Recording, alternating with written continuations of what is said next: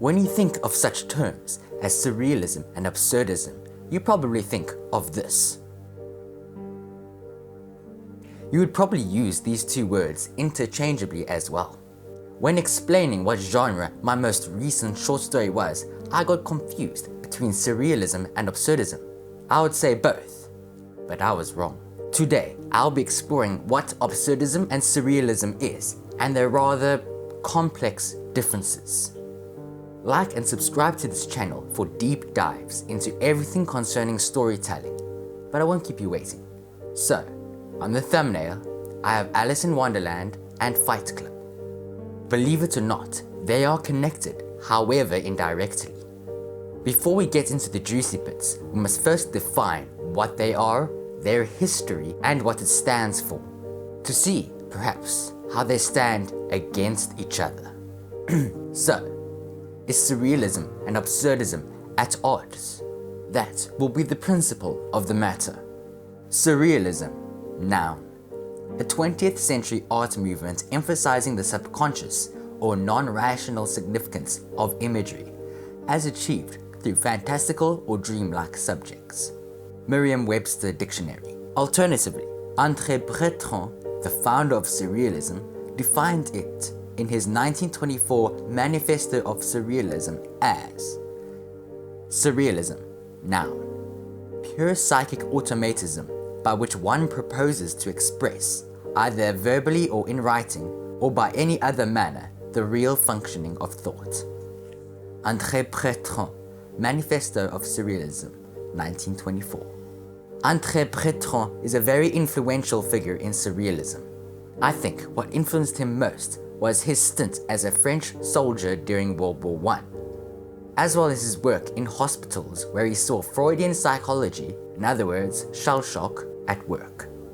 From there, he drew further inspiration from Dadaism's rejection of logic and reasoning, as well as Cubism's challenge against fragmented and traditional norms of reality.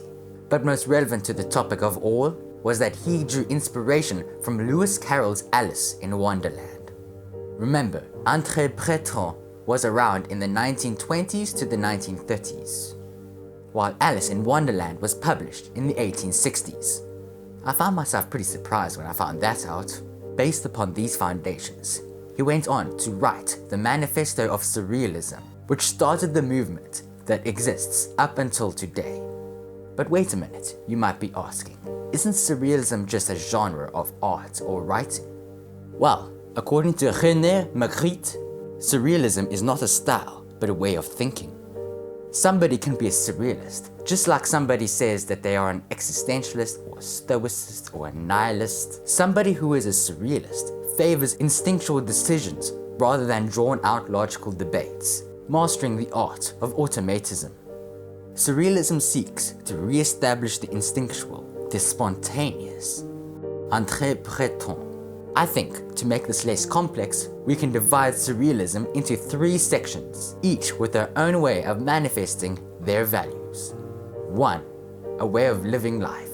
2. A way of creating art. 3. A genre of writing.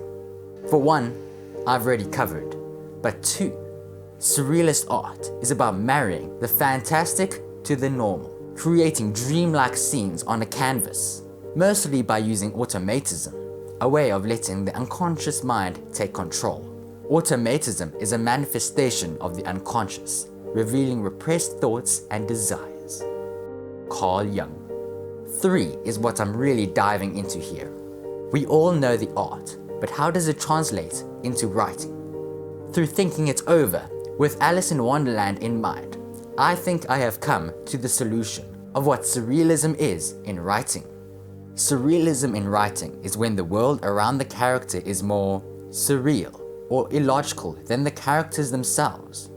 If a work preaches surrealist values, it would show, through marrying the fantastical world to the more normal character, that spontaneous decisions based upon the unconscious reign supreme. Now that we know what surrealism means in storytelling and its context, it's time to move on to absurdism. Noun. A philosophical and literary theory that asserts the inherent meaningless and absurdity of life. rejecting traditional notions of purpose, value, and rationality. This immediately took a darker turn. Sounds almost like nihilism, which is why absurdism, nihilism, and existentialism are all linked with a few inherent traits, especially the trait of assuming inherent meaningless in life. It has its roots in satirical plays in ancient Greece, but only started taking form when Søren Kierkegaard created existentialism and Friedrich Nietzsche started criticizing rationality in the 19th century. For absurdism, there's no single founder or leader like the leader of Surrealism, but perhaps one of its most active proponents was Albert Camus, who was both a philosopher and a writer. On that note, interestingly enough, absurdism and surrealism both formed at about the same time. Absurdism, though, really came into its own in the 1940s to 1960s with the theatre of the absurd. Then, after that, it truly went into literature. Thomas Pynchon's The Crying of Lot 49 and Gravity's Rainbow, as well as, surprisingly, Monty Python. Then we come to Fight Club. You do not talk about Fight Club. What connects Monty Python and Fight Club? One is a satirical comedy, while the other is a dark psychological thriller.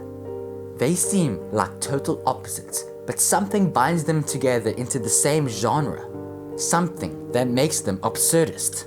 I pondered this absurdity for an absurd amount of time, and couldn't come up with an answer until I remembered Surrealism. They share many of their roots, but deviated in practice. So, Surrealism in storytelling is when the world is crazier than the character, when the world is fantastical and the character is more normal, but that doesn't mean the character needs to be normal. So what would absurdism be? What is absurd about both Fight Club and Monty Python? They are connected through crazy characters. The narrator and Tyler Durden are both insane, and King Arthur is, well, you get the picture. So, simplified, I think absurdism in storytelling is when the characters are more absurd than the world around them. More specifically, they do absurd things in the pursuit of meaning in a meaningless world. They are criticizing the pursuit of objective meaning, which, in their view, drives people to do, well, absurd things.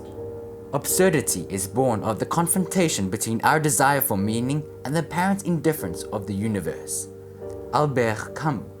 In an absurdist view, the pursuit of meaning is what is generating all the conflict we see in the world. It states that we, as humans, must fully realize the absurdity of our existence. Embracing the absurd is embracing the human condition. Albert Camus.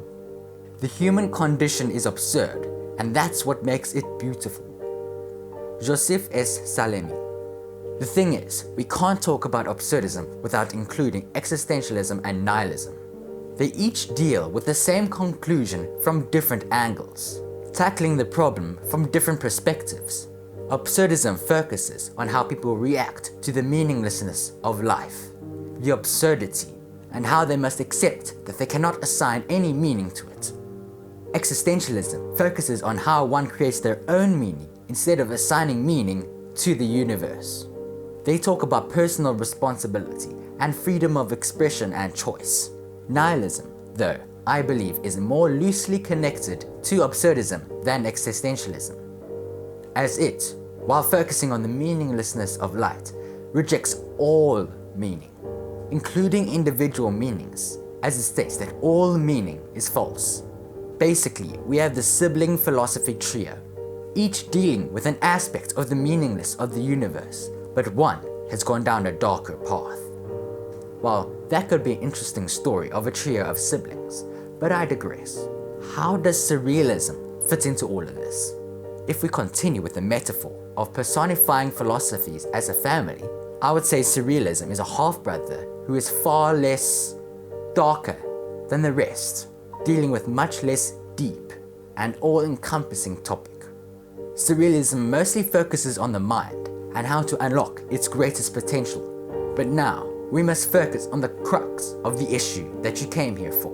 Surrealism versus absurdism. Are they in contradiction? Do they have an antagonistic relationship? Well, let's see how both leaders of their respective movements thought of each other. The absurd is the most natural thing in the world. André Breton, Manifesto of Surrealism, 1924. From this, you might believe that he thought well of it. But let me give you more. The absurdity of the absurdists is a sterile, despairing notion, whereas surrealism seeks to transform the world. André Breton, Second Manifesto of Surrealism, 1929. While he did accept the supposition that life is absurd, he criticized its pessimism and rejection of meaning. While absurdism wallows in the absurd, surrealism seeks to overcome it. André Breton, The Magnetic Fields, 1920. So, what does Albert Camus think of surrealism? The surrealists, in their desire to destroy reason, have forgotten that reason is also a part of humanity. Albert Camus, The Rebel, 1951. While he was influenced in his works by surrealists, he was quite scathing with his criticism of their rejection of reason and rationality. Both André Breton and Albert Camus regularly criticized each other's movements. But the most contentious moment was when Breton attacked Camus for chastising the poet Lautréamont, who was deeply respected by the surrealists. At this time, they both seemed to be on bad terms, but something happened. In Spain, anarchists had been sent to death, and a meeting had been called by the League for the Rights of Man. Camus, who was to speak at the event, suggested to the organizers that it would be best if André Breton also came and spoke at the event. The organizers agreed, deciding to invite Breton without saying that it was Camus' idea. When he was approached, Breton agreed to speak, despite knowing that Camus would be there. But, for some reason, the organizer, whose name was Gomez, decided to tell the truth. He told Breton that Camus was the one who suggested his being there, and Breton, deeply affected, was moved to tears. And, in the event, Breton and Camus shared a podium, as well as were seen chatting at the event. In this modern-day world, where political disagreements have transcended into philosophical wars, where opponents are seen as the enemy, they show how reconciliation is possible.